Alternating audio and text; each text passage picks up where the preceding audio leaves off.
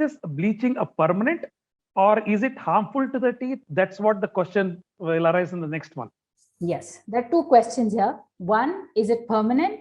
No. Read my lips. It's not permanent. It's a temporary procedure. Most women who are listening here will understand we all do skin bleaching. It works exactly the same way. It fades away. We use a chemical belonging to the peroxide or the carbamide family. So there is hydrogen peroxide present in all kinds of bleaching agents in different proportions. This will temporarily whiten. It will remove all the stains, whiten your tooth structure. This effect can last anywhere between 3 to 6 weeks. Yes, we've gone a step forward. If we do what is known as long-term low-intensity bleaching, which is done at home after we do the bleaching in the clinic, then we can extend the effect of this bleach all the way up to 90 to 100 days. But I have to tell you, results will vary from person to person. It will vary based on your food habits. If you're a smoker, if you drink a lot of wine, a lot of red wine going in, there goes my bleaching out of the window. So it's not going to work at all. Second, is it harmful to the tooth?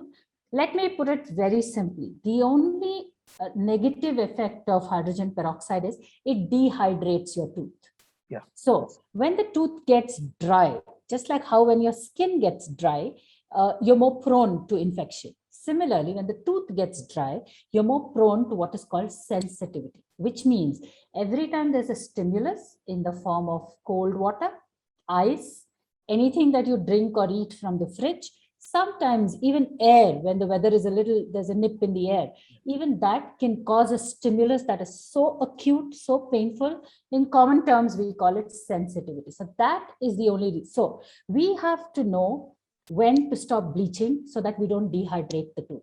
So one of the most important things I want to put out there are a lot of over-the-counter, buy it from your pharmacy, do it yourself, do it at home bleaching kits.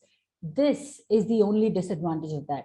As a layman, you don't know when to stop. You don't know if your tooth is getting dehydrated.